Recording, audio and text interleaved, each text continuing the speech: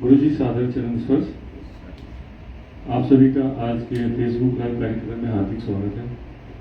आज का एक महत्वपूर्ण प्रश्न बंधु भैया जबलपुर से उन्होंने गुरुजी से इस पे अपना विचार देने के लिए कहा है, जिसमें उनका कहना है कि गुरुजी अभी हाल ही में न्यायिक सुधारों के अंतर्गत चुनाव के माध्यम से सभी स्तरों पर न्यायाधीशों की नियुक्ति संबंधित बिल का जनता विरोध कर रही है। वोटिंग से न्यायाधीशों की नियुक्ति का विरोध सही है या गलत, तथा न्यायशील चुनाव प्रणाली किस प्रकार से होनी चाहिए? तो गुरुजी इस पे आप आज बताने की कृपा करें।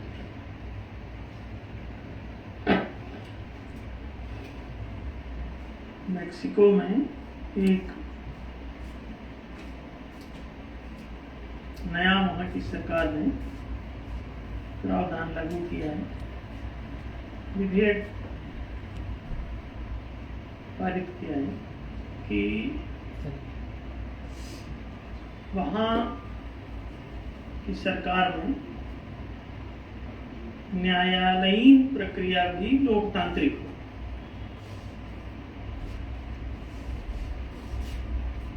तो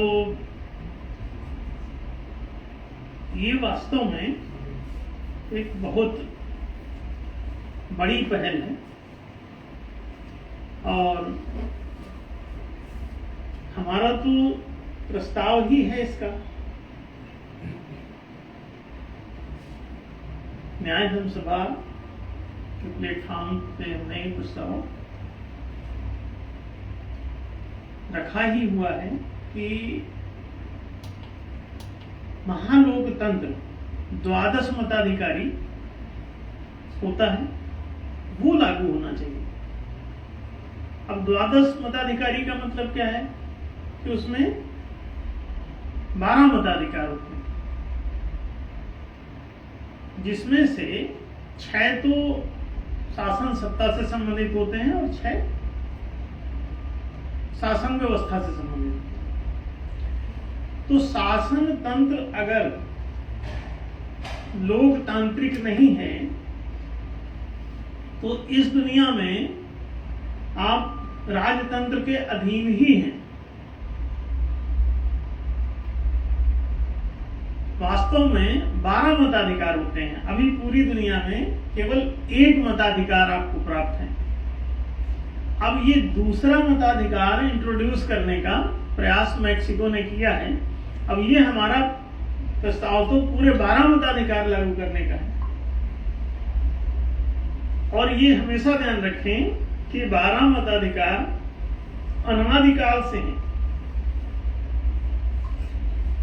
जहां जहां मानवता, सामाजिकता, सांप्रदायिकता, राष्ट्रीयता की बात होगी, सभ्य जीवन की बात होगी,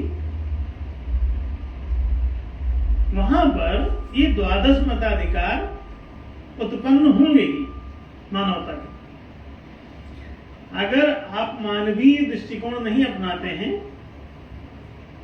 तो आप थोड़े से मालिक बनेंगे और बाकी सब गुलाम। ये ऐसा क्यों होता है? ये जंगल का कानून है कि उसमें 1 से 5% मालिक और 95 से 99% तक गुलाम। तो 95 to 99% लोग गुलामी के शिकार हो जाते हैं। और ये किसी भी जंगल में कि वहां एक सिंह केवल राजा रहेगा और बाकी सबका वो भक्षण करेगा। तो वो जो भक्षणशीलता है बहुत खतरनाक है। इसको ये ध्यान रखना पड़ेगा कि आप अगर सम नहीं है सहजीविता में, समाधिकारी नहीं है, तो सामाजिकता नहीं आएगी। जंगल में द्वंद्व है, वहां पे कोई समुचित न्यायशीलता लागू नहीं होगी। जंगल में सत्य पर आधारित कुछ नहीं। सत्य तो सर्वव्यापी है, तो सर्वव्यापी आत्मा की बात करता है, सर्वव्यापी ब्रह्म की बात करता है, तो वो सर्वहितकारी होगा। तो जो एक के लिए वही सबके लिए।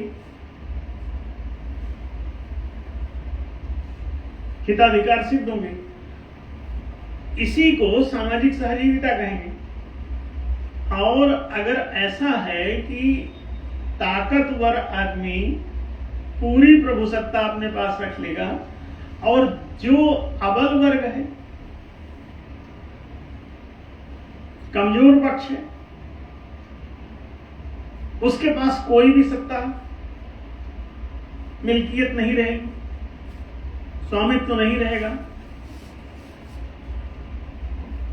तो ऐसी दशा में आप सहजीविता, सभ्यता, राष्ट्रीयता और सामाजिकता इसकी बात कैसे कर सकते हैं?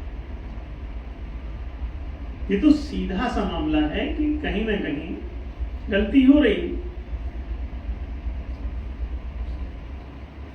आप जंगल में ही अगर रहना चाहते हैं पशुवत तो कोई बात नहीं, ठीक है, ताकत के आधार पर फैसले करते रहो। लेकिन अगर आपको मानवीय दृष्टिकोण अपनाना है, आप पशुओं की तरह मूर्ख जैसे नहीं रहना चाहते, मूर्खों के फैसले कुश्ती से होते हैं, डंडे और लाठी से होते हैं।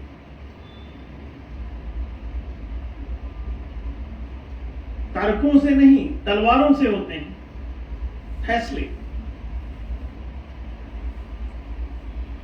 तो जिसकी जितनी मजबूत तलवार है उतना ज्यादा वो संघार करेगी। जो बच जाएंगे वो डर के मारे, उसकी दहशत में वो गुलामी कबूल कर लेंगे।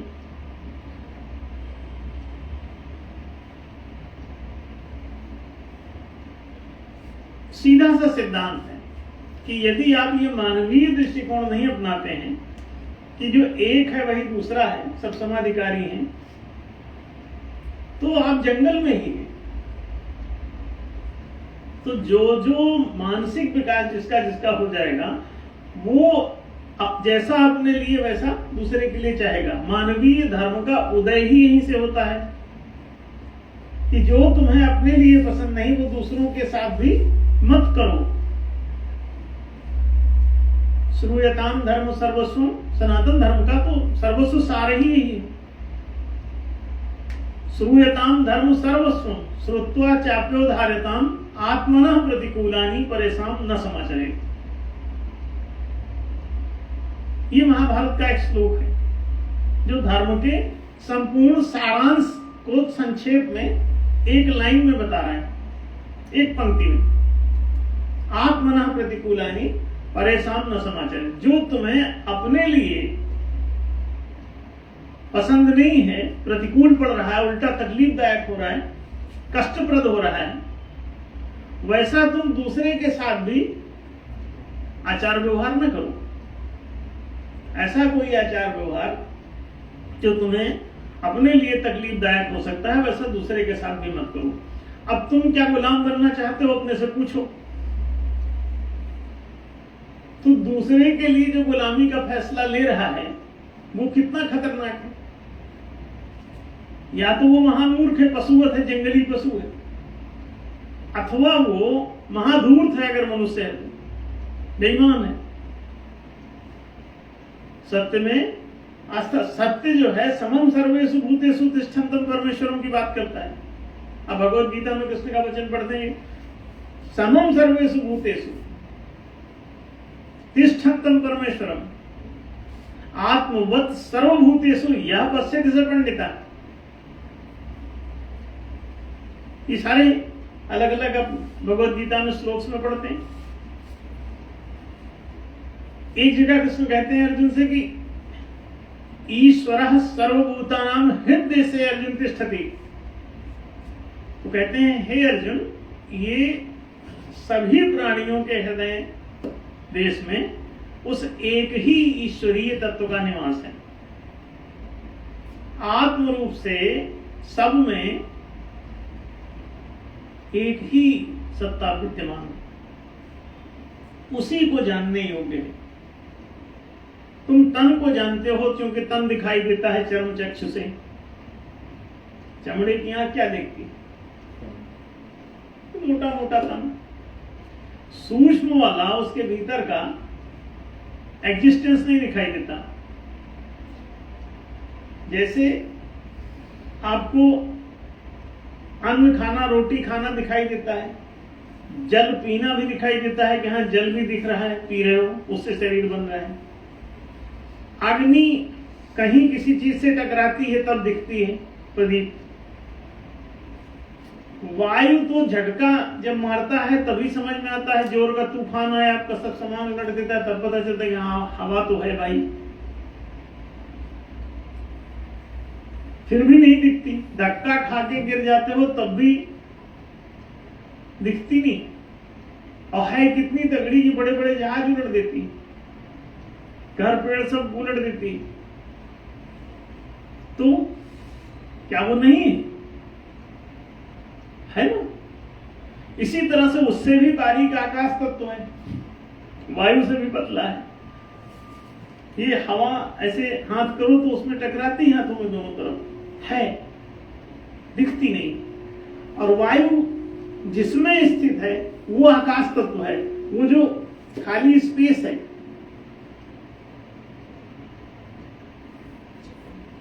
तो जो ईश्वर तत्व है, परमात्मा तत्व है, परम ब्रह्म तत्व है, वो उस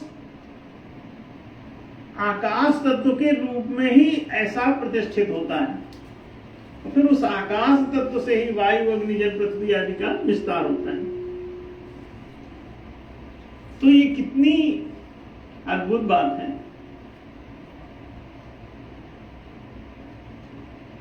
अगर समझ में आ जाए, ये दार्शनिक शिक्षा दी ही नहीं जा रही। दार्शनिक शिक्षा अगर दोगे तो ये समस्या नहीं होगी। लोग बचपन से ही इसे पढ़ के समझ जाएंगे। इसीलिए इस दुनिया में जितने भी आपको गुलाम बनाने वाले हैं वो कोई भी दर्शन की शिक्षा के पक्ष में नहीं होते और न इसे किसी पाठ्यक्रम में लागू करते। लागू भी करेंगे तो कहां कि जहां 1% चालू होता है। यूनिवर्सिटी लेवल तक केवल 1% आदमी वहां ठहरता है। आप गूगल करके देखिए कि 1 से 1.5% लोग ही मास्टर डिग्री तक जाते हैं। मास्टर डिग्री प्राप्त करने वालों की संख्या 1 से 1.5% है, उसमें से 50% फर्जी हैं। तो आप अनुमान लगा लीजिए कि शिक्षा को किस कदर रोका गया है। और चाहे जितने आप किसी भी पिछड़े से पिछड़े समाज से अशिक्षित समाज का नेता लाइए, वो जैसे ही वहां पहुंचता है वैसे ही शिक्षा के विरुद्ध हो जाता है। मायावती इतना संघर्ष करके पहुंची और 2-3 बार मुख्यमंत्री बनी, एक बार भी शिक्षा का विधेयक पारित नहीं किया कि सबको शिक्षा मिलनी चाहिए। नहीं, शिक्षा के लिए ही बाबा अंबेडकर जिंदगी भर संघर्ष करते रहे। अब बाबा अंबेडकर जब कानून मंत्री बने तो शिक्षा की अनिवार्यता का प्रावधान नहीं किया। जो भी वहां पहुंचेगा वो आपकी शिक्षा रोकेगा। क्यों? उसको वहां बने रहने के लिए आपका अशिक्षित होना, अनपढ़ होना, गंवार होना बहुत जरूरी है।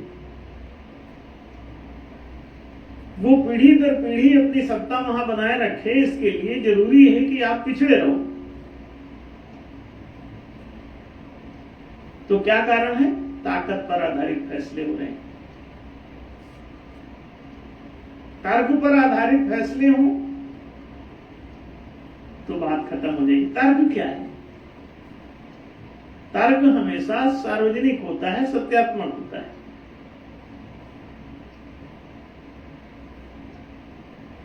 तर्क सही गलत के फैसले करता है। तर्क से क्या सही क्या गलत, इसी का तो निर्णय करना। जैसे किसी ने कहा 2 + 2 = 4, आप अगर नहीं मान रहे हैं तो कहेगा ठीक है, आप सिद्ध करिए कि 4 कैसे नहीं हुआ। कोई कहेगा 3 हुआ, कोई कहेगा 5 हुआ। 4 छोड़ के जो भी बोलोगे उसके पक्ष में आप तर्क नहीं दे पाओगे ज्यादा। जो भी बोलोगे तो तर्क होगा, बेसलेस बात बोलोगे, निराधार बात करोगे। तो जो कुछ भी सत्य है वो सबका कॉमन है। जैसे 2 + 2 = 4, हिंदू भी पढ़ा रहा, मुसलमान भी पढ़ा रहा, सिख भी पढ़ा रहा, ईसाई भी पढ़ा रहा, बौद्ध भी पढ़ा रहा, जैन भी पढ़ा रहा, कबीर पंथी भी पढ़ा रहा, नानक पंथी भी पढ़ा रहा। कोई बच रहा है इससे? किसी का कभी आपने सुना कि किसी संप्रदाय का जो है वो 2 + 2 = 4 नहीं, उनका 15 होता है? कोई नहीं। तो इसका मतलब जो बात सही होती है सबकी कॉमन होती है। तो जब भी कोई बात तार्किक दृष्टि से सही सिद्ध करोगे तो सबके लिए कॉमन हो जाएगी वो। तो अगर मताधिकार देना है और सबके लिए कॉमन करना है तो अरे भाई किसी न किसी के मत से तो जज बन ही रहा है, तुम भूल क्यों रहे हो? कोई तो होगा जो रिकमेंड कर रहा होगा कि तुम जज बन जाओ। तो उसी भर को ये अधिकार रह गया है, बाकी सबका अधिकार गायब है। और वो आदमी कोई जाहिर है 1% वाला है तो उसने अपने पास रखा है, और चूंकि उसके हाथ से ये सब दूसरे लोगों को भी मिल जाएगा, ऐसा नहीं कि उसके हाथ से चला जाएगा, उसके पास तो रहेगा लेकिन बाकी लोगों के पास भी चला जाएगा। इस बात से वो डरा हुआ है। इसीलिए जब भी कोई ऐसा प्रावधान आएगा तो अपने चंगू मंगू के बीच में कुछ जर खरीद आदमी इकट्ठे कर लेगा कि 200-500 सबको दिया, ईंट पत्थर फेंकवाएगा तुम्हारे घरों पर, संसद भवन में, न्यायालय में, जहां जहां भी उसको उचित लगेगा वहां वहां वो पत्थर फेंकवाएगा और पैसा देगा। आपने देखा कि जैसे ही चिकित्सा राजस्थान में निःशुल्क घोषित की गई थी तो लाखों डॉक्टर और उनके कंपाउंडर सब सड़क पर, नर्सें। अगर आप निःशुल्क कर देंगे तो किसी प्राइवेट अस्पताल में कोई इलाज करवाने क्यों जाएगा? कॉमन सेंस की बात है। इसलिए डिग्री 3.5 करोड़ में भी बेचोगे तब भी डिग्री एमबीबीएस की बिक रही है, खरीद रहे लोग। आप सोच रहे हैं पढ़ रहे हैं, ना, पढ़ाई तो उसको कहते हैं कि सबके लिए खुलाओ, सब पढ़ो और सब लोग परीक्षा में बैठो, जिसके जितने नंबर आए उस हिसाब से आपको पद नियोजन किया जाएगा। आप देखिए कितनी ये गंभीर बात है। मैक्सिको में जैसे ही ये घोषित हुआ कि वहां पर अब जज भी चुने जाएंगे जनमत से, तो कहते हैं अखबार वाले क्या निकाल रहे हैं कि जनता वहां पर विरोध कर रही है। जनता पागल है, विरोध करेगी इसका? कौन मूर्ख कह रहा है? अरे उनके 1% आदमियों के चंगू मंगू लगा देते हैं कि तुम पत्थर फेंको, इनके ऊपर सबको देंगे 5-5। कश्मीर में पत्थर कौन फेंक रहा था? वो 1% आदमी उनको पैसा देता है 500-500 रुपए, और वो भिखमंगों को पता नहीं है कि उनको इस्लाम में गुलाम बनाए रखने के लिए ये कारनामा किया जाता है, उन्हीं से पत्थर मरवाया जाता है। तो नीचे के आदमियों, तुम हिंदू और मुसलमान के चक्कर में न पड़ो, तुम ये देखो कि तुमको शिक्षा दे रहा है कि नहीं दे रहा है। जिन लोगों को कोई भी संप्रदाय शिक्षा और रोजगार नहीं दे रहा है तो उनको उस संप्रदाय को तत्काल त्याग देना चाहिए, चाहे वो घर में अकेले खड़े हों, लेकिन तत्काल छोड़ दें उसे। चाहे वो हिंदू संप्रदाय हो, ये अगर पूछ लो इससे क्या शिक्षा और रोजगार ये देगा, इसके कर्ता धर्ताओं से पूछो, चारों शंकराचार्यों से पूछ लो, क्या ब्रह्मचर्य आश्रम में 25 वर्षीय विद्यार्थी जीवन हमारा लागू किया जाएगा सनातन धर्म का? इसीलिए ये सनातन धर्म नहीं बोलते थे। अभी तो इनको हमने मजबूर किया है पिछले 4 साल में सनातन सनातन चिल्लाने के लिए। अगर हमारा एग्जिस्टेंस नहीं होता तो हिंदुत्व और हिंदूवाद और हिंदू धर्म के अतिरिक्त ये कुछ ना बोलते कभी, कि हमारे कारण ही मजबूर हो रहे, क्योंकि हमने सनातन को इतना उछाल दिया है। पूरे सोशल मीडिया पे हमारा एक छत्र साम्राज्य है। हमारे लेखों का ना आर्य समाजी विरोध करता है, ना भाजपाई विरोध करता है, ना हिंदूवादी विरोध करता है, ना आरएसएसवादी विरोध करता है। किसी की हिम्मत नहीं है जो हमारे किसी भी लेख का विरोध कर ले। क्यों नहीं? आइए हम खुले अभी भी बोल रहे हैं, देखो ये भी सब सोशल मीडिया में जा रहा है, इसको भी वो सहन कर रहे होंगे, कुछ बोलेंगे थोड़ी। उनको मालूम है कि हमारा उनने विरोध किया जरा भी पूरा फैल जाएगा, दे नो इट। इसीलिए मीडिया भी साइलेंट रहेगी, इसीलिए 1% भी साइलेंट रहेंगे, इसीलिए सारे बदमाश साइलेंट रहेंगे। क्यों? मायावती इसीलिए साइलेंट रहेगी, इसीलिए Ramvilas Paswan and family silent रहेगी, इसीलिए लालू एंड कंपनी साइलेंट रहेगी, इसीलिए मुलायम की कंपनी साइलेंट रहेगी। क्यों? ये पीढ़ी दर पीढ़ी सत्ता में बने रहेंगे। बाबा अम्बेडकरवादी सारे साइलेंट रहेंगे। एक भी बाबा अम्बेडकरवादी हमारे पास नहीं था। हम दिन भर शिक्षा रोजगार की बातें करते हैं, वो एक भी उस पर आके लाइव तक नहीं करता। क्यों? वो 1% में। सोशल मीडिया पे आम जो 95% है वो तो अपना चड्डी पहनना भी नहीं जानता बेचारा भी ढंग से, रसमंजन करना नहीं सीखा है दलित समाज में भी। अधिकांश जो पीड़ित पक्ष है उसका, वो कहां से सोशल मीडिया और कहां फेसबुक और कहां ये इतना बिल कहां से देगा? उनको मालूम है कि ये वहां तक पहुंचेगा ही नहीं, इसलिए चिंता मत करो। और हम लोग इतने लोगों तक बात कहां पहुंचा पाएंगे? एक आदमी के पास जाना अरबों खरबों रुपए का खर्चा, इसलिए कहते हैं इनको बोलने दो चुपचाप, और ये कभी पहुंचेगा नहीं उन तक, इसलिए साइलेंट रहो। जितनी जानकारी कंट्रोल कर ली जाएगी उतना ज्यादा गुलामी उनकी पक्की हो जाएगी।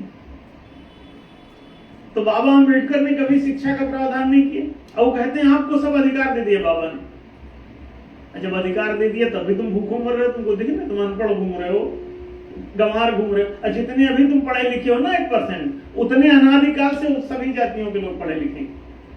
जब ये संविधान नहीं था तो बाबा कैसे पढ़ लिख गया? जब ये संविधान नहीं था तो बाबू जगजीवन राम कैसे पढ़ लिख गए? जब ये संविधान नहीं था तो यहाँ के सारे सम्राट अशोक और कुशवाहा और शकवंशी और सब इन्हीं के हाथ में सारी शिक्षा थी 100%।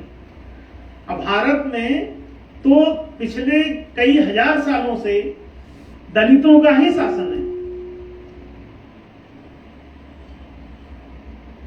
गुंडों बदमाशों का ही शासन है। कौन भला आदमी शासक है यहाँ?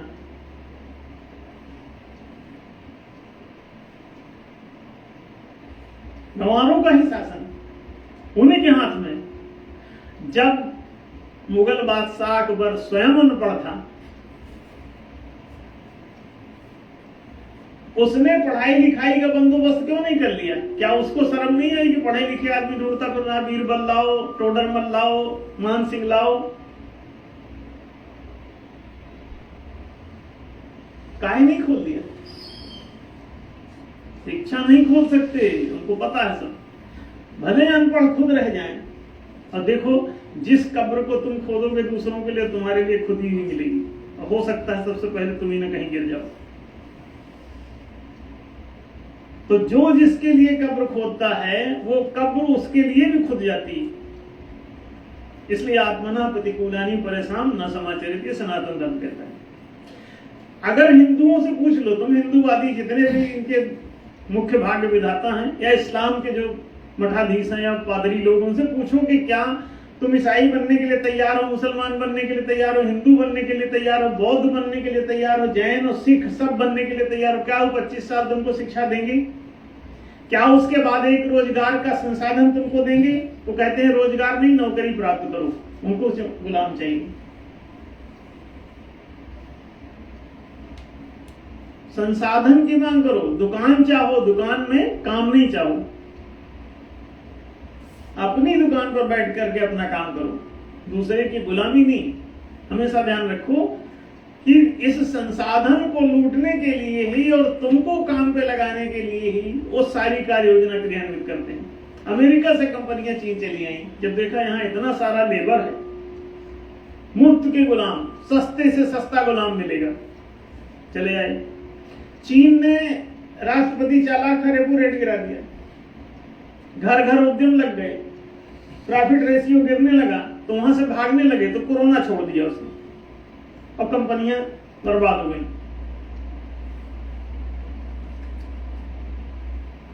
आए थे हरिभजन को, टन लगे कपास, भागना पड़ा। आज वो अमेरिका की टक्कर में आ गया। क्यों आ गया? अगर ये अमेरिकन कंपनियां वहां नहीं पहुंचती तो आप क्या समझ रहे हो कि कभी चीन विकसित होता? लाखों सालों से चीन इतना विकसित नहीं कभी। केवल सोने की लंका राजाओं की होती है हर जगह, चाहे चीन हो चाहे श्रीलंका। सोने का महल किसका होता है? संगमरमर का ताजमहल किसका था? बड़े बड़े पिरामिड में कौन दफन है? एक राष्ट्र पूरा बिक जाएगा उसको बनाने में, एक पिरामिड। फिर भी बना पाओगे कि नहीं, गारंटी नहीं है, हमें तो नहीं लगता बना पाओगे। पूरा भारत बेच दो तब भी ना बनेगा पिरामिड, इतना खर्चा आ जाएगा। नहीं बना के दिखा दो भारत में एक दो पिरामिड वैसा, वहां कई सारे, कितना भयंकर लूटते हैं। वहां तो ये स्थिति है कि जहां भी फावड़ा मारो वहीं पर कुछ भी सोना चांदी, हर जगह कब्र है, हर कब्र में सोना चांदी दफन है। वहां की सरकार ने वहां की खुदाई पर भी रोक लगा रखी। हर जगह बहुत लोगों ने खोदा, सारी जमीन खोद डाली। हर कब्र में वहां कुछ ना कुछ माल मता निकल रहा है। चीन में भी कब्रें कुछ खोदी गई, उसमें माल भरा पड़ा है।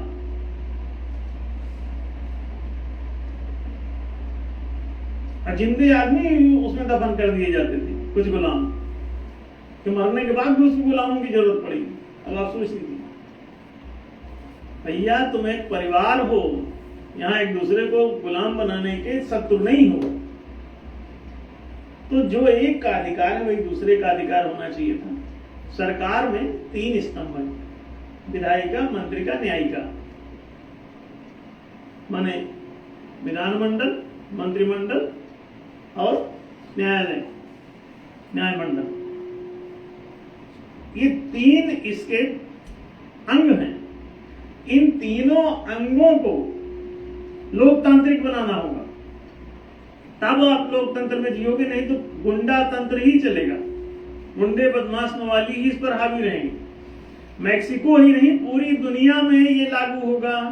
अभी जब चुनाव लड़ रहे थे हम लोग, यहाँ उत्तराखंड में था पीछे 2-3 साल पहले, तो वहां क्या हो रहा था, एक पत्रकार जो बहुत ऊंचे ऊंचे रखे हुए और खूब बोलता था, पतला सा, भैया जी के नाम से, तो भैया जी ने यही तो वो घबरा गया था जब इन्होंने कहा महालोकतंत्र की बात, अरे आप न्यायालय को चुनेंगे, अरे क्या बात कर रहे हैं, एकदम भागा वो वहां से। तो कौन डरा? जनता ना, वो पत्रकार 1% ही अथवा 1% का एजेंट है। एजेंट अपने मालिक के प्रति वफादार है, मुफ्त की हड्डी देता है।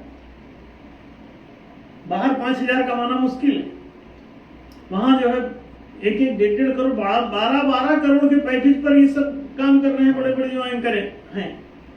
अभी हम कहीं सोशल मीडिया पढ़ रहे थे कि जो वहां बढ़िया चिकने चुपड़े चेहरे हैं, ये सामान्य नहीं है। ये 12 करोड़ के रवीश जैसे लोगों का पैकेज भी उसमें कोई सोशल मीडिया पे बता रहा था। अब जितना भी अंडरग्राउंड सब मामला है, लेकिन बहुत माल पार हो रहा है। आप सोचिए, रवीश को घर भेज दो, 5,000 रुपए महीने का महंगा है वो आदमी, कमा के दिखाए।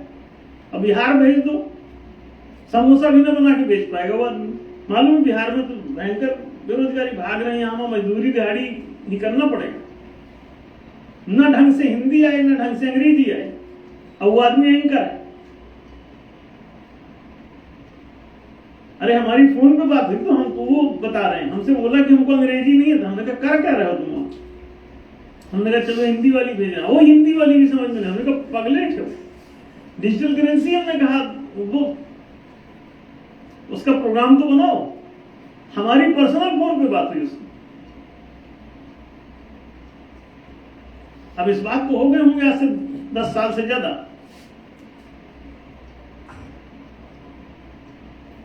अब उनको देखो, उसी पूंजीपति के शिकार होकर के आज उनको भागना पड़ा। एक पूंजीपति ने उनका सब खरीद लिया शेयर, उनका एनडीटीवी जो है वो एनटीटीवी हो गया, अब बर्बाद हो गए, उनको भागना पड़ा रिजाइन करके। क्यों? जिनके तुम एजेंट बने, तुम काम कर रहे हो, वही बाद में तुमको जूते बजाएंगे। तो आप समझ सकते हो कि ये क्या चक्कर है। वो इतनी हड्डियां इनके सामने फेंकते हैं कि सारा दिन उनका गुण गाने के लिए विवश है। तो 1% ताकत के बल पे वो प्रभुसत्ता हथियाता है। अब वो क्यों चाहेगा कि तुमको मताधिकार प्राप्त हो जाए? तो मैक्सिको में जो लग रहा है कि जनता विरोध कर रही है, वास्तव में वो जनता विरोध नहीं कर रही, उन्हीं के चंगू मंगू रहते हैं, उन्हीं से वो अत्तर पत्थर पिटवाते रहते हैं और धरना प्रदर्शन तख्ती तुक्ति लिए वही बैठे रहते हैं। जनता में से कोई नहीं जाएगा। हमेशा ध्यान रखें कि जनहित के पक्ष में ही जनता रहेगी। ऊपर जो 5% इसमें जन विरोधी लोग घुसे हुए हैं, उसका रीजन ये है कि वो जनता उनको अपना भाई समझती है और वो भाई के रूप में शत्रु रहते हैं। जनता उन्हें प्यार करती, वो सोचती हमारे मसीहा हैं, बाबा अम्बेडकर मसीहा है, बुद्ध मसीहा है, कबीर मसीहा है, नानक मसीहा। उनको जब जाके देखो तो वो किसी को एक भी महात्माओं में से कोई ये नहीं बोला कभी कि 25 साल शिक्षा तो दे दो इनको। और सनातन धर्म की खुली घोषणा है कि 25 साल सबका विद्यार्थी जीवन होगा, विद्यारंभ संस्कार से शुरुआत होगी, इसकी 25 साल तक पहले सबको पढ़ाया जाएगा। फिर उसके बाद ये जो ज्ञान और गुण विकसित हुआ है तो गुण कर्म विभाग सा चातुर्वर्ण सिस्टम, गुण कर्म विभाग सा वरीयता क्रम लाओगे तभी ये जातीयता क्रम टूटेगा। अब इसीलिए वो लोग वर्ण व्यवस्था का विरोध कर रहे हैं ताकि जाति व्यवस्था उनकी कायम रहे, बदमाश के पीछे बदमाश बैठता रहे, बड़े बदमाश के पीछे उनका छोटा बदमाश अगला बदमाश बैठे पीढ़ी दर पीढ़ी। तो ये जो धंधा है ये तभी, और कब्जा बना रहा। अगर वहां पे द्वादश मताधिकार लागू कर दो, एक भी जाति वंश के आधार पर कोई बैठने के लिए तैयार नहीं होगा, क्यों? उसके हाथ में कोई पावर ही नहीं होगा। और ध्यान रखो, चाहे जितना ये नेता चुनना, नेता हटाना, मंत्री चुनना, मंत्री हटाना, जज चुनना, जज हटाना, ये 6 अधिकार ही है मताधिकार। और 6 मताधिकार इधर वाले ज्यादा महत्वपूर्ण है, नियम नीति निर्णय चुनने वाले। नियम पारित, नियम खारिज, नीति पारित, नीति खारिज, निर्णय पारित, निर्णय खारिज। निर्णय पारित खारिज कर सकें कोर्ट के, जनता के लोग।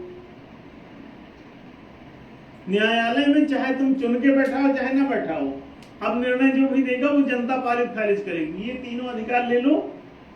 अभी तो वही जूझ रहे हैं कि नेता चुने थे, अब एक जज चुनने की बात कर रहे हैं, तो 12 में से 2, हाँ अभी भी 10 वो अपने पास रखेंगे रिजर्व में। अब देख लो क्रम से चल रहा है। नहीं, अब पहली बार जब हमने महालोकतंत्र की घोषणा करी तो लोगों के छक्के छूट गए। ये रजिस्टर्ड हमारा प्रस्ताव है, कोई कुछ कर नहीं सकता, संवैधानिक रूप से रजिस्टर्ड है। अब आप देखिए, जब तक आप इसको पूरे 12 के 12 मताधिकार नहीं देंगे, कोई फायदा नहीं एक का विरोध करने से भी। लेकिन ठीक है, हलचल शुरू होती रहे इसी तरह, कुछ तो बात आगे बढ़ी। और कहीं मैक्सिको को तो हम बहुत ज्यादा बधाई देना पसंद करेंगे, शुभकामनाएं हम देना पसंद करेंगे, ताकि वो और गति करे और 1-2 और इसी बीच में मताधिकार और सरकार दे। अब मंत्री चुनने का भी घोषित कर दे। अभी तो सिर्फ जो है नेता चुन रहे हैं, अब जज भी चुनो, मंत्री भी चुनो। अब ये सब छोड़ो, ये नियम नीति निर्णय पारित खारिज करो, उसको चुनो चाहे ना चुनो। ये सारे जो भी चंगू मंगू वहां बैठे उनको बैठे रहने दो, इसका ख्याल करो। शासन व्यवस्था को चुनो, व्यवस्था में नियम नीति निर्णय माने विधान, मंत्रणा और न्याय, ये इसको पारित खारिज जनता करना सीखे तो कभी जीसस को फांसी नहीं होगी, सुकरात को जहर नहीं पिलाया जाएगा, गांधी को जेल नहीं होगी, कृष्ण जेल नहीं काटेगा। वो तो जेले में पैदा होकर माँ बाप को जेल में डाल रखा। ये क्यों ऐसा करते हैं? इसीलिए ऐसे कृष्णों का अवतार होना बड़ा जरूरी है पृथ्वी पर। वो तो आपको कल्पित आदर्श दिए गए हैं कि आप ऐसा बनिए, ऐसा करिए और ब्रह्मांड में सनातन धर्म को प्रदर्शित कीजिए। और आप लोग उसी में खानमान इतिहास जोड़ने में लगे हुए हैं। अरे वो आदर्श हैं भाई, राम आदर्श हैं क्षत्रियों के, कृष्ण आदर्श है बनियों वैश्यों के, कल की आदर्श है शूद्रों का। इन आदर्शों को जियो और सत्यात्मक जीवन जियो, उधर बढ़ो। इनके तीनों के मंदिर लाइन से बनाओ, सबको बताओ अपना अपना भगवान जियो, सब अपने अपने घर में अपना अपना आदर्श रखो, उनके जैसा जीवन जी के देखो। कृष्ण का लगाओ, जितने वैसे इस तरह के आईक्यू पढ़े लिखे लोग हैं सब कृष्ण का करेक्टर अपने उसमें लगाओ, जैसा जैसा उनका जीवन जैसा चमकदार है ऐसा चमकदार जियो। जिनको क्षत्रिय बनना है, राम का आदर्श देखो, मर्यादा पुरुषोत्तम है, हर नियम के प्रति बड़े डिसिप्लिन है। क्या कहना, प्राण जाए पर वचन न जाए। हाँ? तो ये राम की बात कुछ निराली, क्षत्रियत्व की बात कुछ ऊंचे दर्जे की है। और सभी लोग अपना विकास करो, क्षत्रिय बनो, वर्णोत्थान के लिए 25 साल शिक्षा की व्यवस्था दी जाती है और 4 के उस डेवलपमेंट के हिसाब से एजुकेशन देके आपको ऊंचा उठाया जाता है।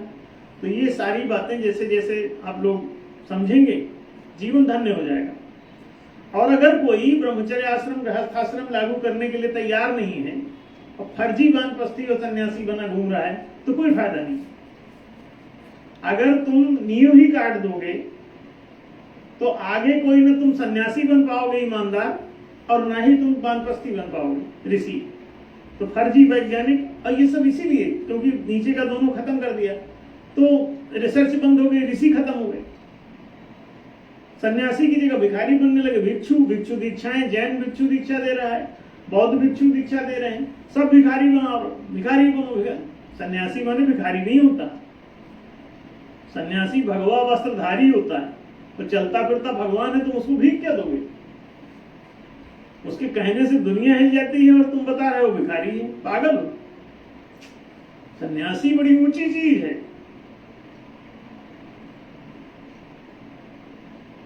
अयोग्य आदमी के लिए सन्यास प्रशस्त नहीं। दुखमाप्तुम अयोग्यता संन्यासस्तु महाबाहो, कृष्ण कहते हैं भगवद गीता में, संन्यासस्तु महाबाहो दुखमाप्तुम अयोग्यता। सन्यास जो है अयोग्य आदमी के लिए बड़ा दुखद है, मत ले सन्यास। योग्यता पैदा करो, योगस्थ हो जाओ, ऊंचे उठो, आत्मस्थ हो जाओ, तब जाके तुम सन्यास ग्रहण करो। ऐसे कहां भीख मांगते फिर रहे हो? एक हाथ में कटोरा, एक हाथ में डंडा लिए घूम रहे हो, तो आती जाती सांसों को देख रहे हो, पागल बने। तो ये जो सभी संप्रदाय उपटांग बने, ये शिक्षा और रोजगार का नाश करके ही तो बने, और अपने लिए बड़े बड़े मठ बनाते रहे, अपने लिए हाई फाई सुविधाएं। वो 1% इतना धूर्त है जो आप कल्पना नहीं कर सकते। केजरीवाल वहां पहुंचा, शिक्षा रोजगार का लगातार हम दबाव बना रहे हैं। आज तक ना वो शिक्षा का फंड बना रहा है और ना एम्प्लॉयमेंट का फंड बना रहा है। 25% बड़ी मुश्किल से 25% एजुकेशन फंड हम लोगों ने बना रहा है। उसको भी खा पी के वहीं स्कूलों में चमका चमका के खत्म कर रहा है। एजुकेशन टुवाल नहीं बना रहा है। एम्प्लॉयमेंट फंड तो वो भी ऐसे 15 साल निकाल देगा मायावती की तरह, उसके बाद ये भी जनता इससे भी उग जाएगी, इसको भी वोट न देगी। अब अभी देखो ये खड़ा हो रहा है, इस बार इसकी संभावना बहुत कम है। अभी कोई झूठ पर फिर से पतला कपड़ा पहनना उसने शुरू कर दिया। आज हमने देखा, कह रहा 2 दिन में इस्तीफा दे दूंगा, फिर से हाफ कमीज पे आ गया वो। फिर गरीब सा और एकदम मरियल पतला करके आया शरीर को, एकदम डायबिटिक आदमी, और ऐसा प्रस्तुतिकरण करेगा कि बहुत गरीब आदमी है, इसको वोट दे डालो भाई। एकदम मरा हुआ अंतिम आदमी, दबा पिसा। अभी 4500 करोड़ का समथिंग हमने सुना कि बंगला बनवा दिया। हाँ? क्या करा है पता नहीं, जाने क्या कर रहे हैं। हाँ, मतलब क्या करेंगे, हजारों करोड़ में बंगला बना ले। करोगे क्या इतना ज्यादा? उन्होंने 45 करोड़ बंगला की चमकावट पे खर्च कर दिया। अब बंगला बनाए तो बना सकता भाई, 45,000 करोड़ भी लग सकते हैं उसके। अब बनाएगा ये अगली बार वोट के बाद। तो ये सब धोखा, ना 25 साल शिक्षा देंगे, ना उसके बाद तुमको रोजगार देंगे, और सब साइलेंट रहेंगे। उसमें बाबा अम्बेडकर भी साइलेंट रहेंगे, उसमें बुद्ध भी साइलेंट रहेंगे, महावीर भी साइलेंट रहेंगे, उसमें सब जितने आप समझते हो हाई फाई, सब ऐसे ही। कबीर पंथी कोई देखो स्कूल खोलने के लिए तैयार है, एक भी ना।